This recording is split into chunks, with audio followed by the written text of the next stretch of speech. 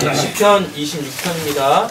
프린트물 다 갖고 계신 줄로 알고 바로 진행하도록 하겠는데요.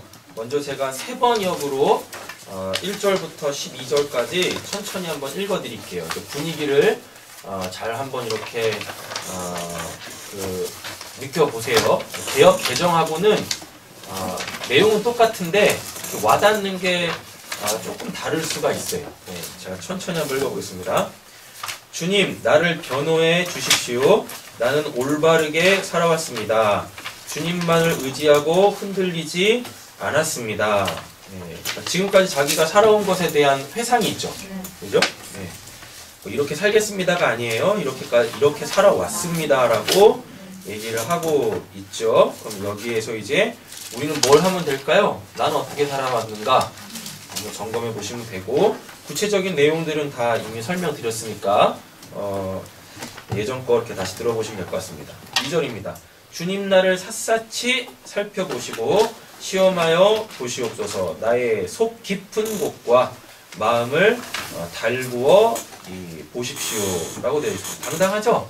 예, 우리에게 이러한 믿음의 담대함이 있어야죠. 그러니까 하나님이 나를 탁탁 털어도 옆에 계시면 축복하겠습니다. 난 털어도 먼지 하나 안 나요. 털어도 먼지 하나 안 나는 신언이. 네. 이렇게 되셔야 됩니다. 왜? 본문에서 지금 그렇게 얘기하고 있잖아요. 네. 나 한번 달아보세요 라고 얘기하고 있잖아요. 3절입니다. 나는 주님의 한결같은 사랑을 늘 바라보면서 주님의 진리를 따라서 살았습니다. 그러니까 1, 2절에 대한 근거를 얘기하고 있는 거죠. 나 이렇게 살았어요 라고. 도대체 뭐에 대해서 자기의 삶은 이렇게 당당할까에 대한 그 이유를 말해주고 있습니다. 4절. 나는 헛된 것을 좋아하는 자들과 한자리에 앉지 않고 음흉한 자들과 어울리지 않았습니다. 5절. 나는 아린들의 모임에서 그들과 어울리기를 싫어하고 한자리에 있지도 않았습니다. 오늘 본문부터 이제 볼 거예요. 6절부터 잘 들어보세요. 6절입니다. 주님, 내가 손을 씻어 내 무죄함을 드러내며 주님의 제단을 두루 돌면서, 여기서 좀 이해가 필요하신데, 빌라도가 예수를 내어줄 때 뭐라 그래요? 손 씻죠. 그러면서 나하고 상관없다라고 얘기를 했거든요. 자, 이런 것들은 또 어디서 나온 거냐면, 이제 성막을 보면 이제 번제단에서 이제 제사를 드리잖아요. 그러면은 제사장이 이렇게 뭐 손에 피도 묻고 막 이른다고요. 예. 원래 이제 사람한테 피가 묻으면 부정해지는 거예요. 원래 그 생명은 그 사람을 살리는 것으로 그 사람 안에 있어야 되는데, 이게 바깥으로 나왔다라는 얘기는 뭐예요? 생명을 흘려버렸다라는 얘기잖아요. 예. 그래서 피가 묻으면 부정해집니다. 또는 이렇게 유출을 하게 되어줘도 부정하고. 그러니까 어디 들어갈 때, 성소에 들어갈 때는 뭘 해야 돼요? 손을 깨끗하게 씻고 가야 돼요. 그게 뭐예요? 난 무죄한 피를 흘리지 않았습니다 라는 거거든요. 이런 사상들이 이렇게 이스라엘 백성들, 즉 이제 여호와를 신앙하는 사람들에게는 기본적으로 이런 신앙과 삶에, 그러니까 신앙과 삶이라는 건 결국은 하나님 앞에서 죄를 지었느냐 안 지었느냐잖아요. 이런 것들이 기준이 되는 거예요. 예, 그래가지고 회개할 때는 뭘 하고, 죄를 뒤집어 쓰고 회개를 하고, 내가 이렇게 죄 때문에 무익한 자입니다, 이런 걸 이렇게 고백하는 거고, 내가 이제 죄가 깨끗해져서 하나님 앞에 나아가요. 그때는 어떻게 해요? 손을 씻고, 저 죄 없어요. 예, 그리고 나가는 거예요. 성소에 들어가니까 당연히 손을 씻고 들어가야 되겠죠. 그죠? 주님, 내가 손을 씻어 내 무죄함을 드러내며 주님의 제단을 두루 돌면서 감사의 노래를 소리 높여 부르며, 쉽게 말하면 이제 우리가 방금 찬양한 것처럼 이런 거 했다라는 얘기입니다. 그리고 시편의 50% 이상을 누가 쓰냐면 다윗이 써요. 다윗이 쓰는데, 다윗의 그 노래들이 이제 성전에 들어갈 때 사람들이 뭐 임내송, 그러니까 우리 교회는 이제 임내송이 없잖아요. 이제 예전이라는 걸 가지고 예배하는 교회들, 소위 말하는 이제 정통교회, 라는 곳에서는 임례송 이런 게 있어요. 뭐냐면 예배가 딱 시작되잖아요. 그럼 저 뒤쪽에서부터 목사님이 이렇게 하얀 가운 딱 입고 이제 겨울 되면은 이 검은색 가운 있습니다. 왜? 춥잖아요. 그러니까 이제 가운 딱 입고 그리고 이제 이렇게 딱 들어와요. 그러면은 성가대가 이제 이렇게 뭐 소위 말 임례송 이렇게 부르거든요. 그러면 이제 예배가 딱 시작되어지는 거예요. 이런 것들이 있었어요. 이런 것들이 다 이제 구약 시대의 사람들이 하나님을 뭐 할 때, 신앙할 때 이렇게 시스템화 되어져 있는 것들이었어요. 근데 그 임례송 이런 것들이 다 다윗이 고백했던 시편들 가지고 거기다 이제 곡조를 붙여가지고 불렀던 노래들이거든요. 그러니까 그냥 나아가지 않았다. 그러니까 자기 삶 속에서 체험되어져 있는 그 하나님을 어떻게 해요? 고백하면서 이렇게 하나님 앞에 나아갔다라는 이야기인 거죠. 주님께서 나에게 해주신 놀라운 일들을 모두 다 전하겠습니다 라고 얘기하고 있죠. 그럼 이런 말씀 딱 이제 접하게 되어지면 나는 하나님을 얼만큼 풍성히 경험했는가, 지금 내 삶 속에 하나님은 살아 역사하시는가, 그리고 하나님께서 역사하실 때 나는 그것을 하나님의 영광으로 볼 수 있는 믿음의 눈이 있는가, 이런 것들을 이 말씀 앞에서 자기 자신을 이렇게 좀 돌이켜 봐야 되는, 자기 신앙을 점검해 봐야 되겠죠. 자, 이제 8절 보겠습니다. 주님께서 계시는 집을, 여기 성전이겠죠? 내가 사랑합니다. 지금 시대로 따지면 교회겠죠? 그죠? 또 이렇게 생각하시면 안 돼요. 건물로서의 교회가 아니라 우리 한 사람 한 사람이 다 뭐예요? 교회, 성전이잖아요. 그러니까 내가 주님의 이름으로 누군가와 함께 있으면 거기가 다 뭐가 되는 거예요? 교회, 주님이 계시는 곳, 이렇게 되는 거죠. 그러니까 그거를 사랑해야 돼요. 그러니까 우리는 우리 가정을 뭐 해야 되고 사랑해야 되고, 예수의 이름으로 모이는 그 뭐 크던 작던 그 모임들을 어떻게 해야 돼요? 귀하게 여기고 또 거기서 또 섬길 수도 있고 섬김을 받을 수도 있고, 이렇다라는 이야기인 거죠. 주님께서 계시는 집을 내가 사랑합니다. 주님의 영광이 머무르는 그곳을 내가 사랑합니다. 왜 다윗이 이런 고백을 할 수 있었냐면, 이제 하나님이, 그러니까 다윗 때는 그 이제 성전에 대한 개념이 없었어요. 그러나 다윗은 그 성전에서 늘 누구와 함께, 하나님과 함께 하기를 원했었던 거죠. 왜? 다윗 때까지는 뭐였으니까요? 천막이었잖아요.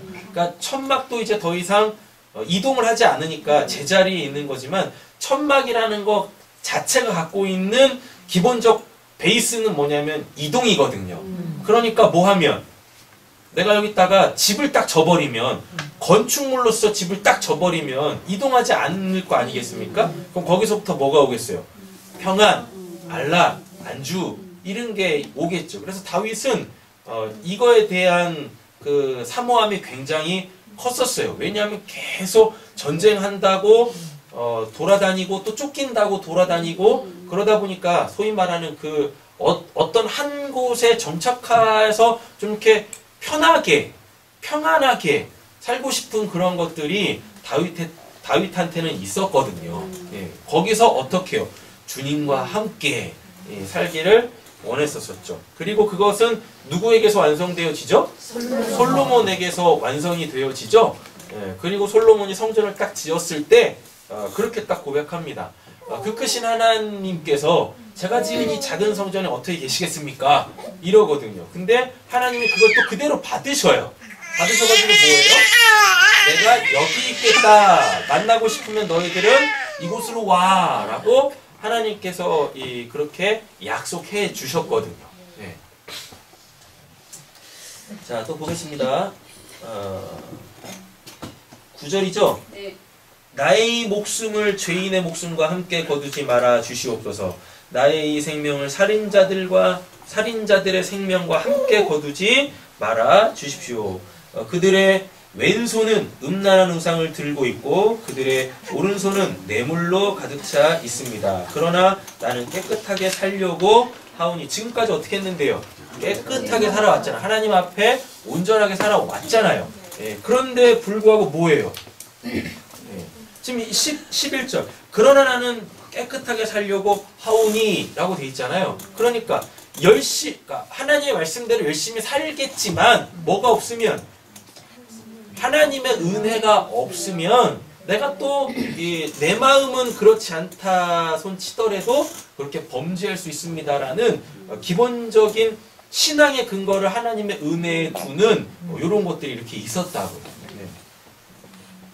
이 몸을 구하여 주시고 은혜를 베풀어 주십시오라고 이렇게 얘기를 하잖아요. 그래서 우리의 신앙의 근거는 어디 있어야 된다? 하나님의 은혜에 있어야 된다. 그러니까 내가 지금까지 이렇게 살아왔으니까 난 앞으로도 쭉 이렇게 살 거야가 아닌 거죠.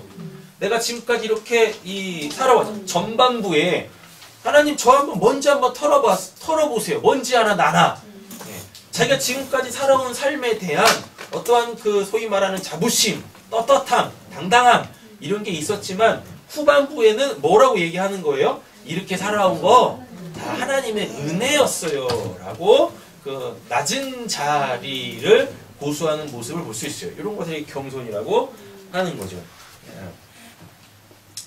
자, 12절입니다. 주님, 내가 선 자리가 든든하오니 여기서 내가 선 자리는 어디겠습니까? 예. 이제 문맥을 살펴봐도 하나님이 은혜 주시는 자리죠? 그죠? 예. 예배하는 모임에서 주님을 찬양하려 하옵니다. 그러니까 하나님이 은혜 주시는 곳이 어디예요? 예배하는 모임, 아까 몇 절이었었어요? 8절. 예. 주님께서 계시는 그 집. 예. 이렇게 되어지죠. 예. 그래서 26편, 10편, 26편이 이야기하려고 하는 건 결국 뭐예요? 네. 하나님의 은혜의 자리가 어디냐. 그거를 결국은 얘기하는데 지금으로 따지면은 어디요?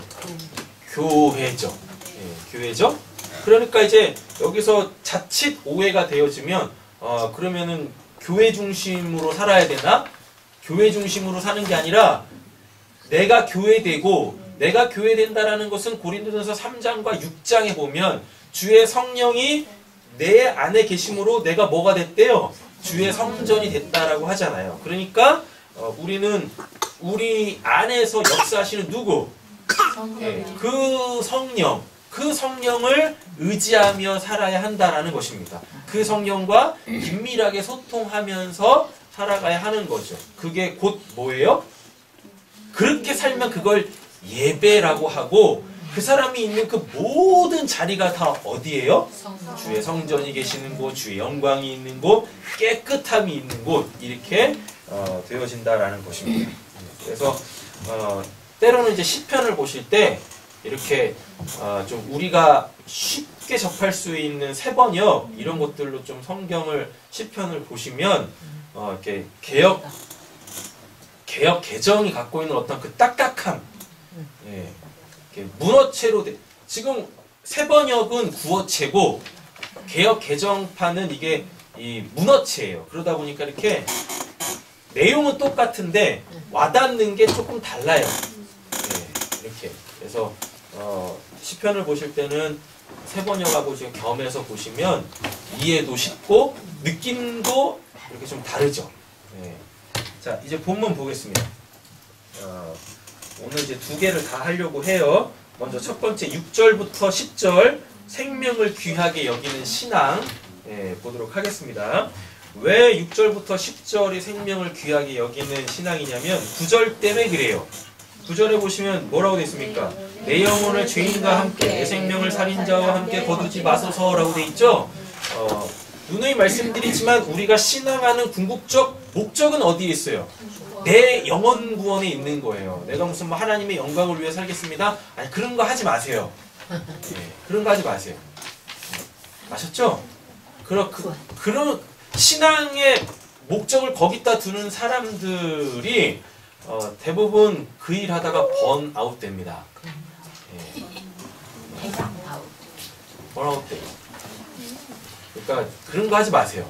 신앙을 어렵게 하지 마세요. 그래가지고 그냥 뭐 제가 소명 받아서 사명 감당하겠습니다. 아니 그냥 그 사명은 당신의 구원에 있어. 그러니까 뭐 하겠다고 자꾸 하지 마세요. 네. 내가 내 영혼을 귀하게 여길 때 내 신앙의 궁극적 목적을 내 영혼 구원에 딱 둘 때 하나님께서 내 영혼을 구원하시는 거를 어쨌거나 내 삶 속에서 경험해야 되잖아요. 오늘 본문에서 봤잖아요. 다윗이 뭐라 그래요?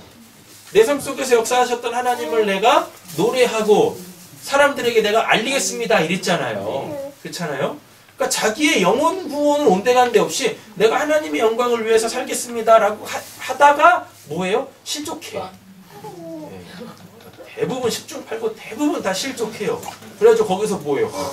이런 게 신앙이 이런 것 때문에 내가 지금까지 이렇게 신앙을 해왔나?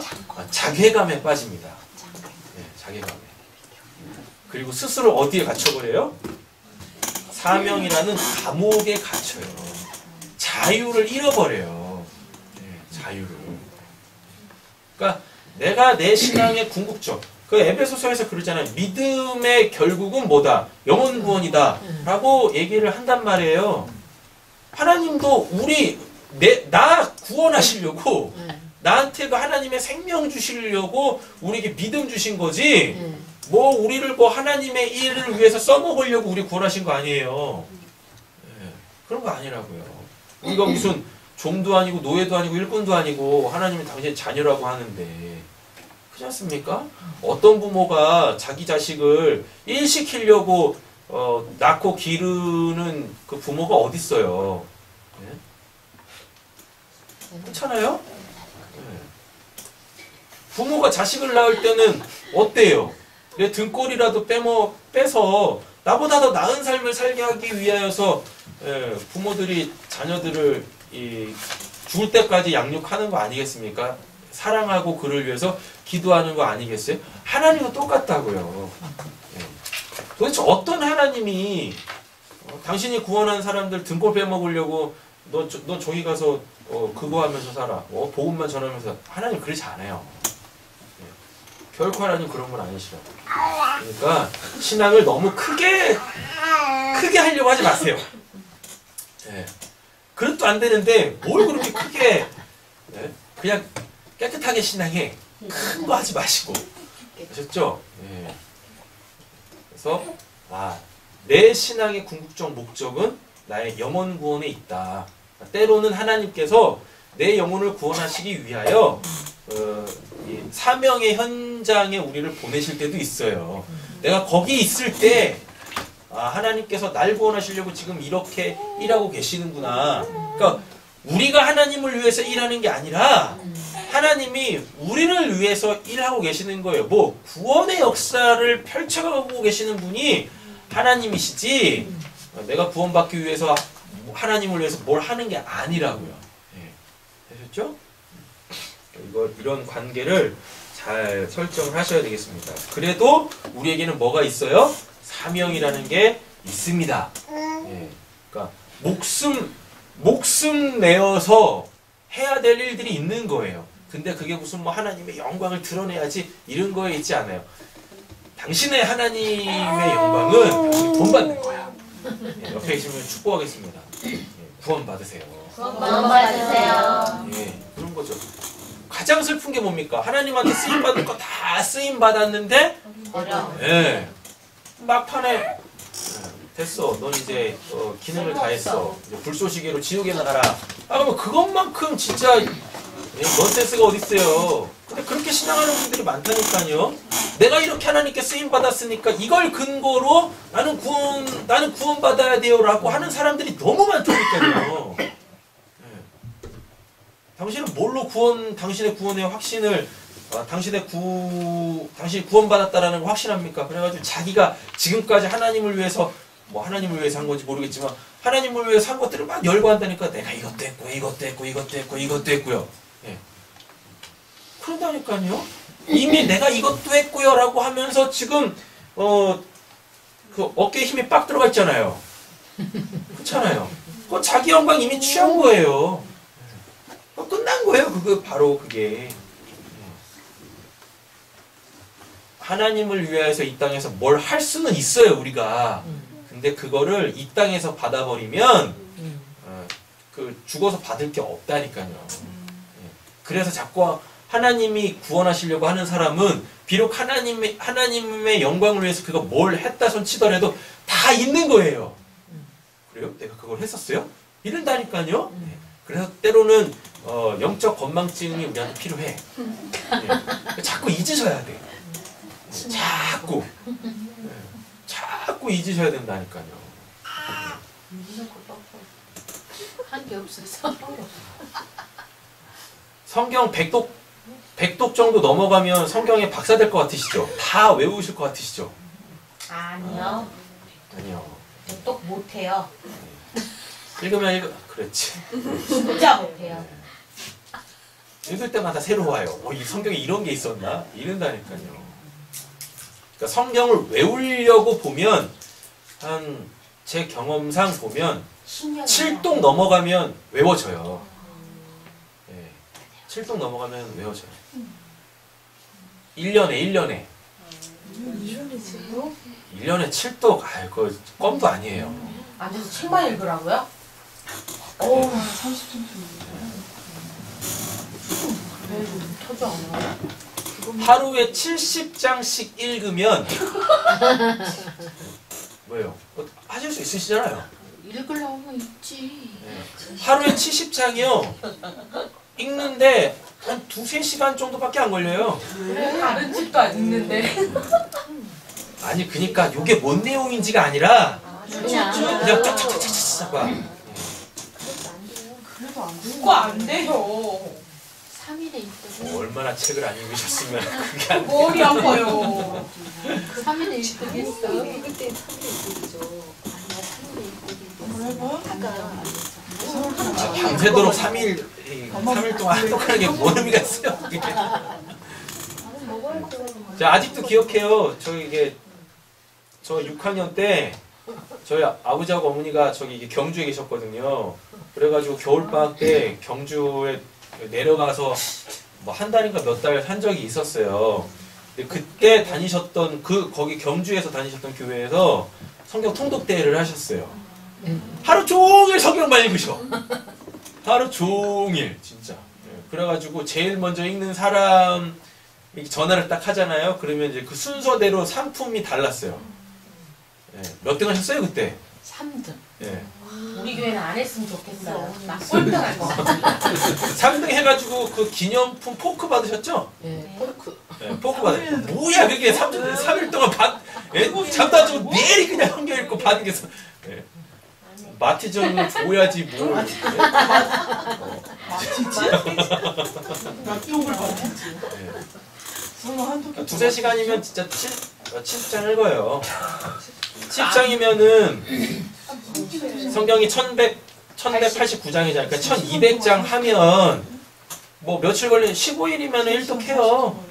못 앉아 있어요. 15일이면 일독해요. 제가 못 앉아 있어요. 아니 그게 되더라니까요. 그게. 해봤는데 안 돼요. 해봤어요. 그래, 그러니까 열심히 우리 교회도 이제 곧 해볼까 합니다. 아니라고. 그래서 우리 교회 이제 목사님. 포크가 아니라 수저 세트로 안 받아.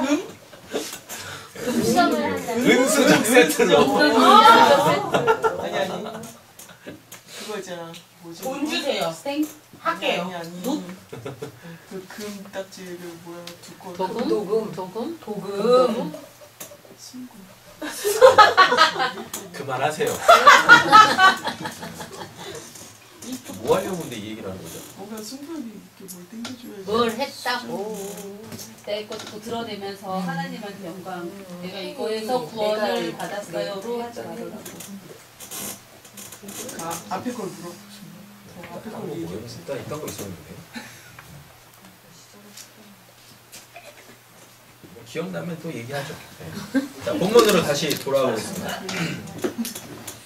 자, 여호와여, 내가 무죄함으로 손을 씻고 주의 제단에 도로다니며 감사의 소리를 들려주고 주의 기이한 모든 일을 말하리이다. 이렇게 돼 있죠? 생명의 귀함 때문에 그렇군요. 생명을 귀하게 여기는 신앙 때문에 그렇죠. 그래서 우리의 신앙의 궁극적 목적은 어디 있어야 된다? 영혼 구원에 있어야 한다. 근데 여기서 이제 조심하셔야 될 게 내가 이걸 했으니까 하나님 뭐 해주세요? 나 구원해 주세요가 아니에요. 오늘 본문을 기준으로 보면 뭐 하나님께서 우리를 구원하시기 위해서 하나님이 일하시는 거예요. 그래서 우리가 그거를 알아먹고 다윗처럼 뭐하면 그거를 알리면 그게 곧 뭐예요? 하나님께 영광을 올려드리는 거예요. 그게 이렇게 그러니까 거꾸로 되어지시면 안 돼요. 그래서 안식일도 누가 쉬셨기 때문에 하나님이 쉬셨기 때문에 안식일을 기억하여 거룩하게 지키는 거지 내가 뭘 해가지고 이제 다 했다 쉬는 게 안식이 아니라니까요. 하나님이 우리를 위해서 할 거 다 하시고 이제 뭐 하신 거예요? 다 알리셨으니까 완료하셨으니까 쉬시는 거예요. 그때 우리에게 뭐가 와요? 영혼의 구원이 오는 거지 하나님을 위해서 내가 뭘 했다고 해서 그걸 근거로 나 구원하세요 이러면 안 되는 거라고요. 8절 여호와여 내가 주께서 계신 집과 주의 영광이 머무는 곳을 사랑하오니 여기에 누가 계세요? 하나님이 계시죠? 하나님이 뭐시세요? 생명이시잖아요. 그러니까 다윗이 그 하나님 계신 곳을 사모했던 이유가 어디 있어요? 그러니까 다윗이 왜 이런 고백을 할 수밖에 없냐면 다윗은 늘 자기 생명이 원수의 목전에 있었어요. 그러다 보니까 그 생명의 귀함을 알겠죠. 게다가 또 전쟁을 많이 했으니까 또 오죽 많은 사람을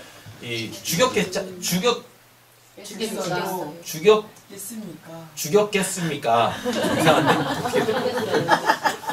얼마나 많은 사람을 죽였겠어요. 그렇잖아요. 그러다 보니까 죽이면서도 뭔 거예요?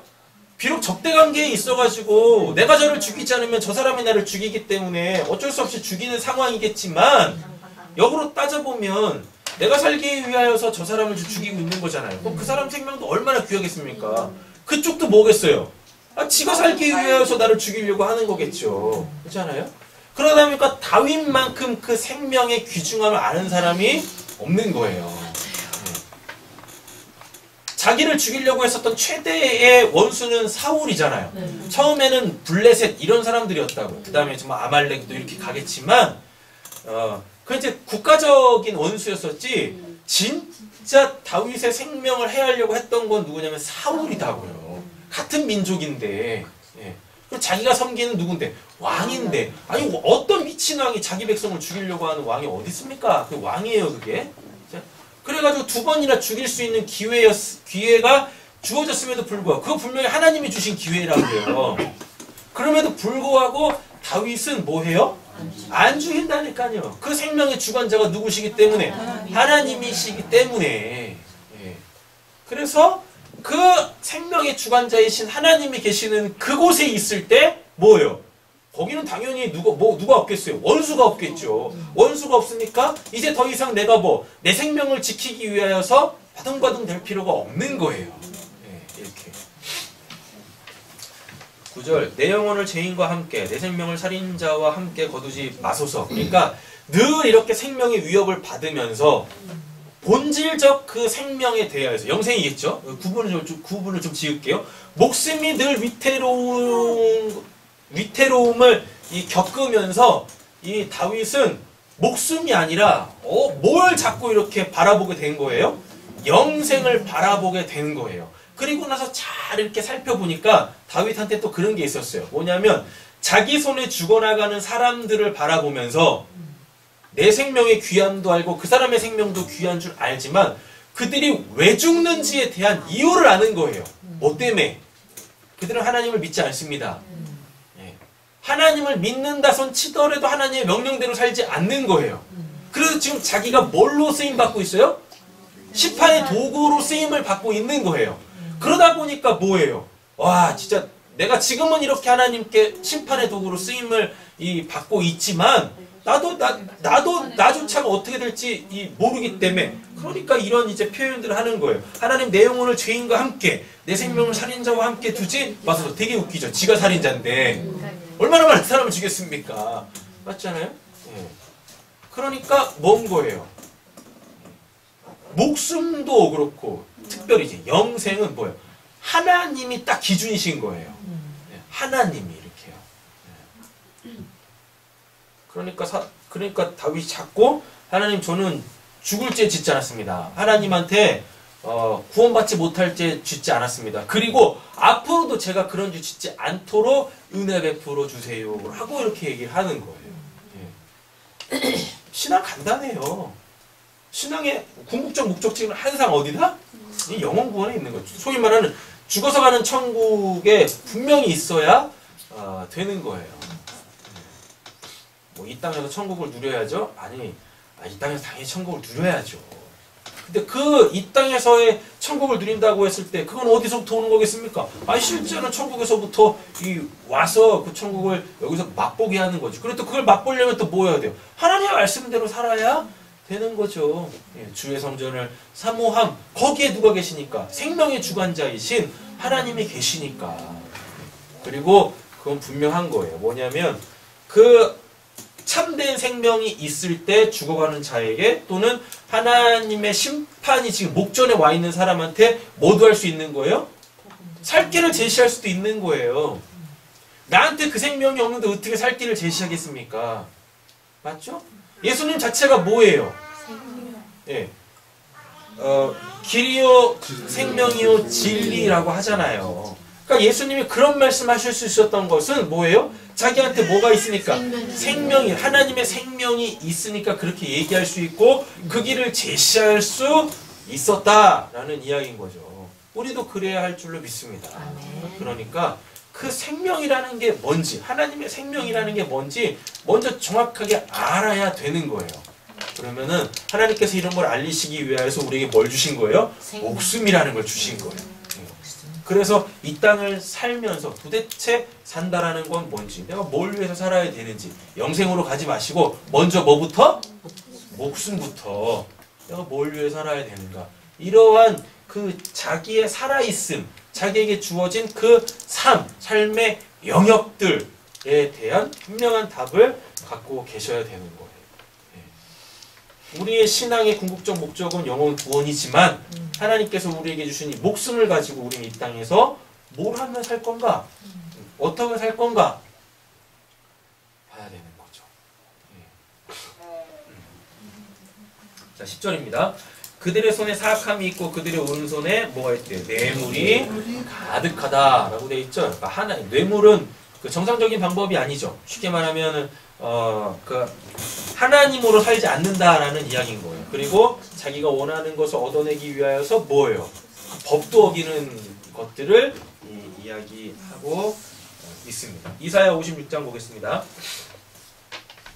여호와께서 이같이 말씀하시기를 너희는 정의를 지키며 의를 행하라. 이는 나의 구원이 가까이 왔고 나의 공의가 나타날 것임이라 하셨도다. 그러면 오늘 본문하고 딱 맞죠? 그죠? 2절 안식일을 지켜 더럽히지 아니하며 그의 손을 금하여 모든 악을 행하지 아니하여야 하나니 이와 같이 하는 사람 이와 같이 굳게 잡는 사람은 뭐가 있대요? 복이 있다라고 얘기합니다. 그래서 구원받았다고 이제 나는 자유하다고 더 이상 나는 이제 죄 이런 거 안 짓는다고 거짓말도 잘해. 그렇죠? 우리는 죄를 안 지을 수 있는 사람이 된 거지 천국에서나 죄를 안 짓는 거지 이 땅에서는 구원을 받아도 죄만 짓던 사람이 구원을 받게 되어지면 이 죄를 안 지을 수 있게 되어져요. 왜 죄를 안 지을 수 있게 되어져요? 그러니까 처음부터 다시 얘기를 하자면 죄만 지었다라는 의미가 뭘까요? 죄가 뭔지를 모르니까 죄만 짓는 거예요. 죄악 가운데 있어서 죄가 뭔지를 모르니까 죄만 짓다가 그 죄악 가운데서 하나님께서 어떻게 해요? 건져내시죠? 내가 구원을 받았다라는 것은 나에게 있었던 죄가 도말됐다는 얘기거든요. 예전에는 그걸 죄라고 생각하지 않았는데 십자가에서 보니까 그게 죄인 거죠. 그래서 죄에 대한 인식이 생기는 거예요. 이런 걸 죄라고 하는구나. 이것도 죄였구나. 에 대한 인식이 생겨요. 근데 거기서부터 하나님이 날 구원해 주셨어요. 구원해 주시고 뭐라 그래요? 이제 죄 짓지 마라고 하신다니까요. 그러니까 이제 나는 죄에서 빠져나와서 이제 죄를 바라볼 수 있게 되었죠. 그러나 여전히 죄의 유혹은 있죠. 죄의 시험도 있고. 거기서 우리는 결정하는 거죠. 맞잖아요.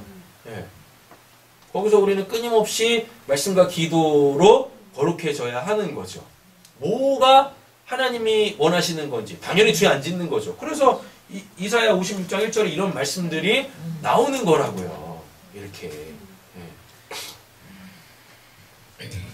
죄를 안 지을 수 있게 되어졌어요. 죄를 안 지을 수 있게 되어졌다? 이제는 죄가 뭔지를 알게 되어졌다라는 이야기인 거예요. 그리고 천국으로 가보면 소위 말하는 죽어서 가는 천국에는 뭐가 없어요?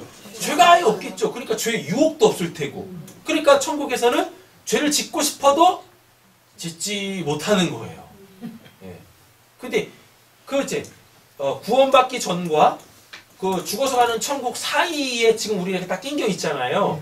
여기에서 이상하게 신앙생활하는 사람들이 있어요. 아직 천국에 가지도 않은 인간들이 뭐 이 땅에서 뭐 자기는 천국이라고 이제 나는 더 이상 뭐 나한테는 더 이상 죄가 없어요. 아유 이런 막 아주 무서운 말들을 막 한다니까요. 그건 방종인 거예요. 그건 자유가 아닙니다. 그건 방종이지. 그러니까 방종하고 자유도 구분을 못 해가지고 내가 이렇게 하는 거는 뭐 죄가 아닙니다. 막 이런 사람들이 많이 있다고요. 죄를 자기한테는 죄가 없으니까 당연히 뭐가 없겠어요? 회개가 없겠네요. 회개의 삶이 없겠네요. 그렇죠? 네. 회개가 우리에게 얼마나 유익한 건데요. 그러니까 회개를 꼭 죄를 지어서만 하는 게 회개라고 생각하지 마세요. 하나님의 말씀에 의하여 뭐 찔림을 받게 되어지면 거기에 내가 건강하게 반응하는 걸 회개라 그래요. 회개가 꼭 죄하고 결부되는 건 아니라고요. 그렇죠? 그래서 자꾸 나를 돌이켜보고 더 좋은 쪽으로, 그러니까 더 좋은 쪽, 거기다가 또 한 말씀을 더 붙이자면 하나님이 기뻐하시는 것, 하나님이 원하시는 것, 욜로 우리를 이끌어 가시는 게 그게 뭐냐면 그게 회개의 삶이란 말입니다. 쭉쭉쭉 넘어가서 5절 보겠습니다. 내가 내 집에서 4절부터 읽어야 되겠네요. 여호와께서 이와 같이 여호와가 말씀하시는 겁니다. 나의 안식일을 지키며 내가 기뻐하는 일을 선택하며 나의 언약을 굳게 잡는 고자들에게는 내가 내 집에서 이 고자들은 원래 들어올 수 없어요. 예.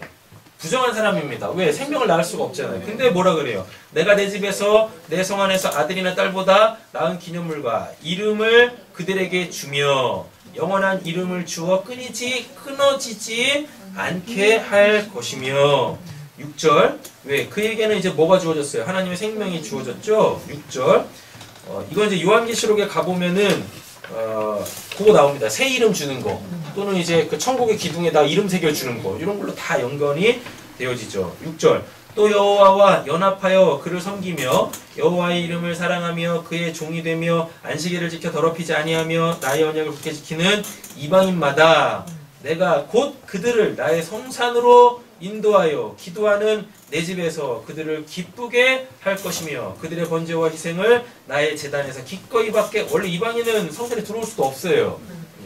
근데 하나님이 허락하시죠. 이는 내 집은 만민이 기도하는 집이라 일컬음이 될 것입니다. 이게 왜 이렇게 되어지냐면 예수님이 이걸 가능하게 하시는 거예요.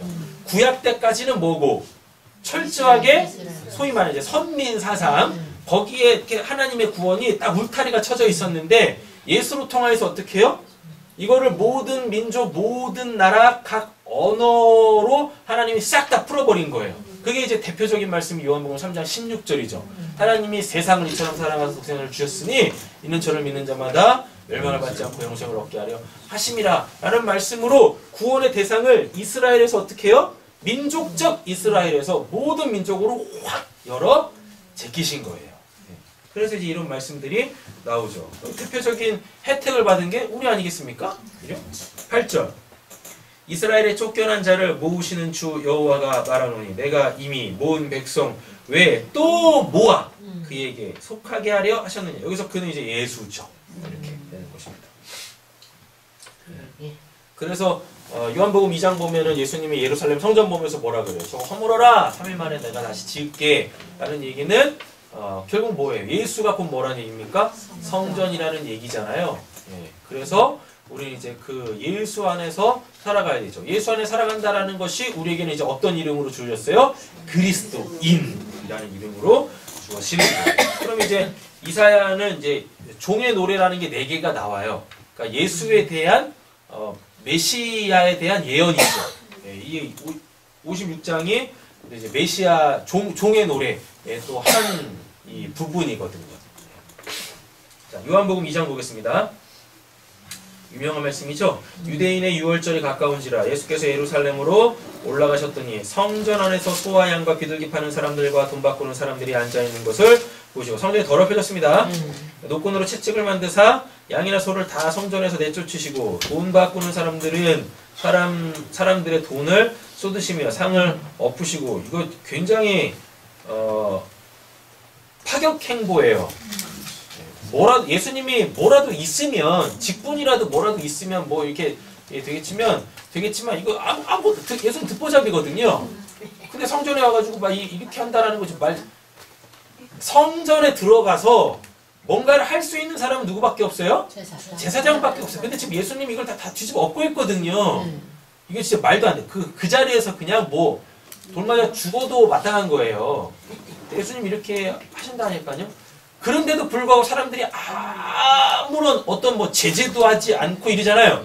그러면 뭐란 얘기입니까? 이미 그들도 알고 있는 거예요. 자기들이 잘못하고 있는 걸 알고 있는 거예요. 근데 왜 그걸 뜯어고치지 않죠?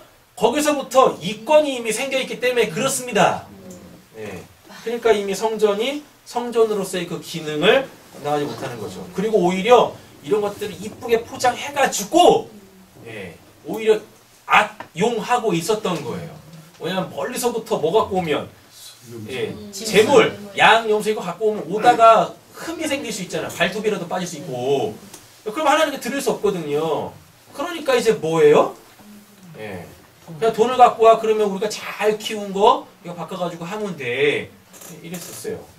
그러니까 거기 또 뭐도 있어요. 독점, 독과점, 나쁜 것들이지. 이런 거예요. 그러면 거기서 이제 말도 안 되는 가격에서 그래서 예수님이 그 말씀하신 겁니다. 하나님과 재물을 겸하여 섬길 수 없다라고 이제 이런 말씀들을 막 하는 거예요.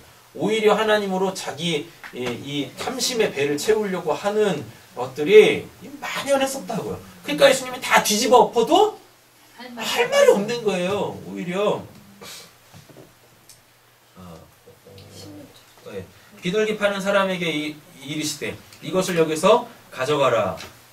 내 아버지의 집으로 장사하는 집을 만들지 말라 하시니 제자들이 성경 말씀에 주의 전을 사모하는 열심히 나를 삼키려 한 것을 기억하더라 라고 이렇게 얘기하고 있어요. 그러니까 맥락을 모르니까 구약은 원래 이런 내용이 아니거든요. 우리가 보고 있는 본문은 이런 내용이 아니죠.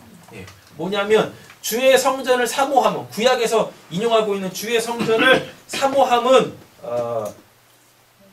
뭐예요? 거기서 내가 더욱더 어떻게 해요? 성전 안에 있는 그 기능들을 통해 내가 더욱더 하나님 앞에 거룩하게 나아가려고 하는 열심인데 요게 이제 변질이 되고 타락이 되다 보니까 성전 안에서 이루어지는 어떤 그 행위들을 가지고 다 자기들 입속을 챙기고 있는 거예요. 그래서 제자들이 그 맥락도 모르는 채 그걸 어디서 주워들은 게 있어가지고 뭐 주의 성전을 사모하는 뭐 그게 그래가지고 말이 바뀌었다니까 나를 삼키려 한다라는 얘기. 아이고 우리 예수님 또 나 대신에 또 왜 저러시네 이렇게 지금 얘기하고 있는 거예요. 그러니까 구약에서 맥락이 있는데 그거는 온데간데 없이 그 뭐예요? 왜 저기서 나대고 계시는 거예요 이 듣보자 선생아 이렇게 하고 있는 거라고요. 그러니까 제자들도 뭐란 얘기예요?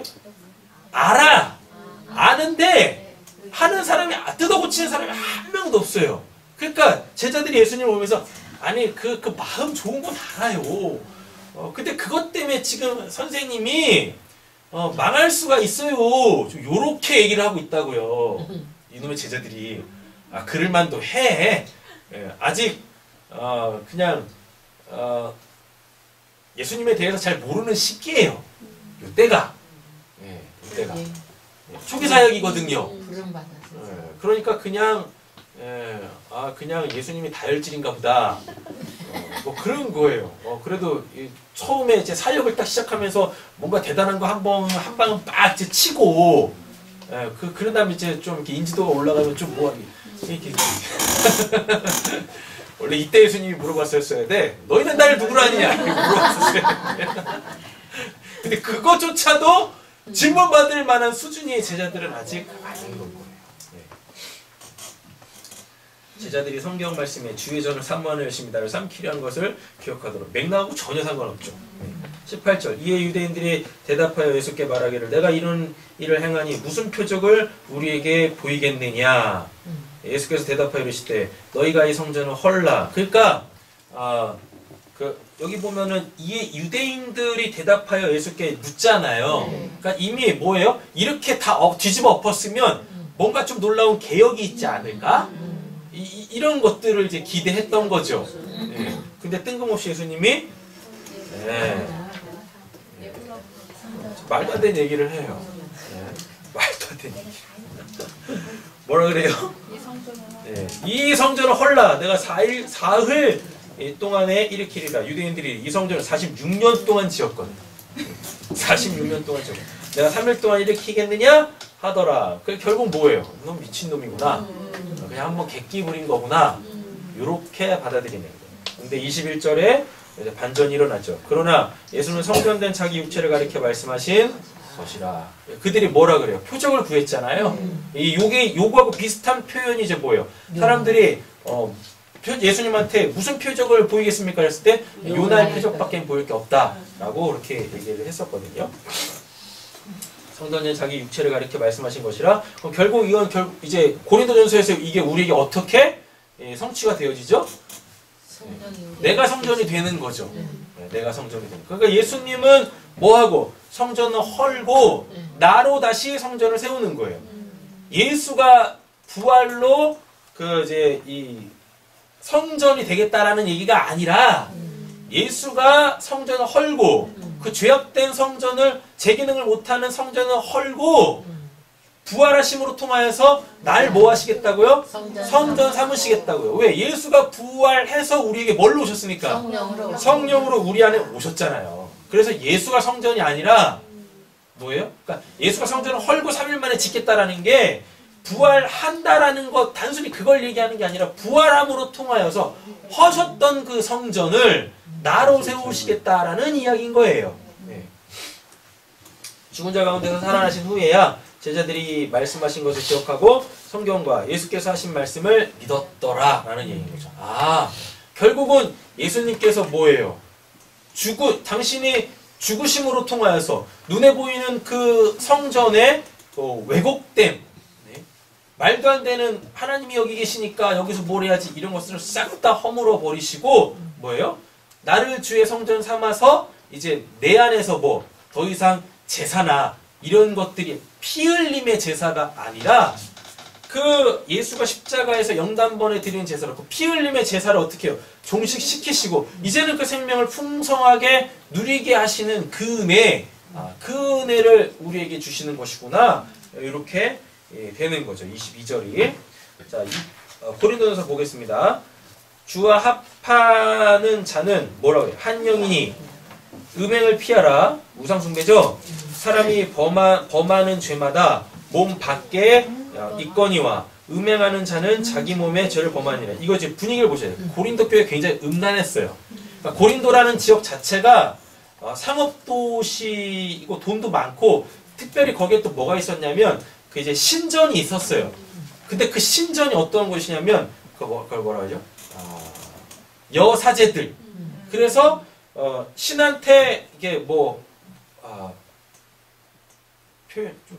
일단 그들이 믿는 신한테 예배하러 오는 자들이 뭘 했냐면은 여사도들과 그 성적 관계를 가졌었거든요. 그러니까 우리한테는 그게 저 말이 되는 거였는데 그게 그들의 그냥 뭐였어요? 종교가 아니었어요. 이런 것들이 자연스럽게 어디로 유입이 돼버렸어요? 고린도 교회 안으로 이렇게 막 유입이 막 됐던 거예요. 그래서 이제 이런 표현을 쓰는 겁니다. 음행을 피하라. 그러니까 뭐예요? 그렇게 자신들의 육신의 정욕과 그 신이 원하는 것은 이것이다라는 것을 이렇게 믹스한 그러한 잘못된 우상 숭배와 그 소위 말하는 그 육신이 갖고 있는 그 어떤 그 본능적 그 기능들, 요거 두 가지를 좀 다 얘기하고 있는 거예요. 신에게 경배한다고 하면서 결국은 자기의 육신적인 것을 채우려고 하는 거 아니냐. 이렇게 지금 얘기하고 있는 것입니다. 몸 밖에 있거니와 음행하는 자는 자기 몸의 죄를 범하는 것이다. 그러니까 우상 숭배를 하게 되어지면 자기 몸에다가 죄를 짓는 거라 그러잖아요. 결국 뭐란 얘기입니까? 그 성전을 허물어 버리는 것과 똑같다는 얘기. 성전이 허물면 주님이 계실 곳이 없잖아요. 근데 고린도 교회가 지금 이룩하고 있다라는 얘기인 거예요. 19절 너희 몸은 너희가 하나님께로부터 받은 바 너희 가운데 계신 성령의 전인 줄 알지 못하느냐? 너희는 너희 자신의 것이 아니냐? 값으로 산 것이 되었으니 그런즉 너희 몸으로 하나님께 영광을 돌리라 라고 얘기를 하고 있죠. 그럼 여기서 너희 몸으로 하나님께 영광을 돌리라, 이게 어디로 가보시면 되냐면은 6절 후반부에서 7절이죠. 손을 씻고 주의 제단에 두루 다니며, 주의 제단에 누가 있어요? 사람들이 있겠죠. 하나님하고 관계 회복을 하려고 하는 사람들이 있겠죠. 이 사람들한테 뭐 하는 거예요? 감사의 소리를 들려주고, 즉 하나님께서 나에게 행하셨던 것들을 내가 막 노래하고, 그리고 그 기이한 모든 일을 말하리이다. 하나님에 대해서 이야기하는 것. 이것이 곧 우리의 몸으로 하나님께 영광을 돌리는 거예요. 그래서 아까 그런 말씀 드렸잖아요. 내가 하나님을 위해서 뭔가를 하겠습니다가 하나님께 영광을 올려드리는 게 아니라고. 다윗이 지금 뭐 하고 있어요? 하나님이 나에게 행하신 그 일을 말함으로 통하여서 하나님의 영광이 드러나는 거지. 내가 뭐 어디 가서 선교했고요, 내가 뭐 어디 가서 봉사했고요, 뭐 했고요, 내가 몇 명을 전도했고요, 이런 게 아니다고요. 예? 이런 게 아니다고요.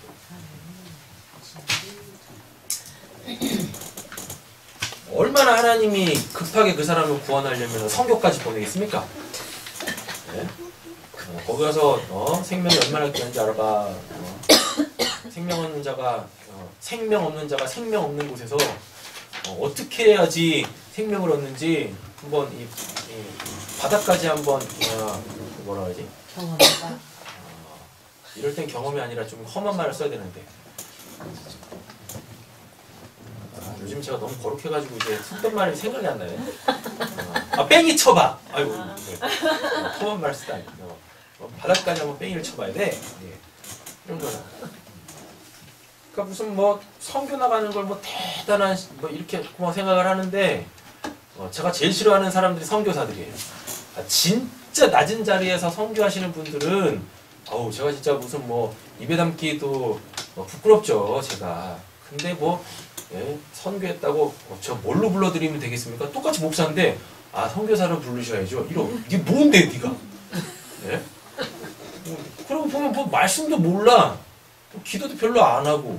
근데 그냥 무슨 목사 위에 선교사 있는 것처럼 제가 어디서 선교하고 있는데 웃기지도 않아.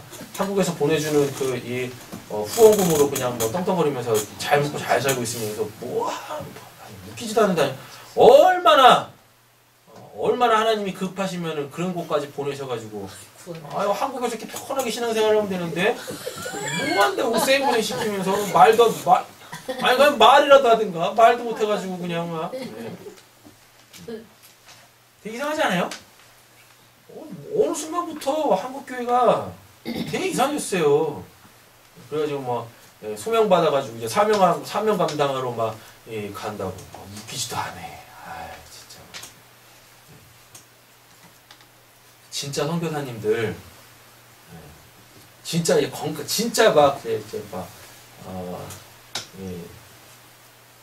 건강한 선교사님들, 그분들 보면은 진짜 하나님 보는 것 같죠. 그분들 얼마나 많아요. 이름도 없이 빛도 없이 그들과 동화되어져가지고 자기가 자기가 전도해야 될 그 대상들과 동화되어져가지고 전혀 없이 이질감 없이 내가 너희들보다 이렇게 우위에 있다 이런 거 없이 그들과 같은 자리에서 그렇게 그들과 함께 삶을 나누고 그 척박한 환경에서 뒹굴면서 정말 하나님의 살아계심을 몸소 실천하시는 분들도 엄청 많아요. 그런 분들에 비하면은 저는 진짜 망구땡이죠. 부끄럽죠. 사역한다라는 말 또 그렇게 격하게 공감하면 안 돼요. 수혜자야 본인은. 그렇잖아요. 근데 뭐라고요? 네. 근데 진짜 그냥 이런 거요. 좋대요. 할렐루야. 가야죠. 우리 왜 이렇게 쓴 거예요?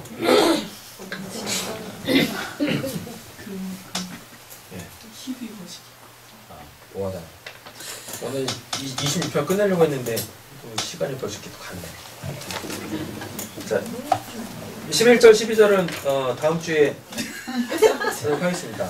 노출을 하는 거예요. 다음 주에 나 또 오는데. 다음 주에는 굉장히 빨리 끝날 것 같아요. 2절밖에 없어요. 그리고 이미 다 했어. 다음 주에는 본문만 읽고 끝내게요. 오늘 끝내지. 그래, 오늘 끝내십시다.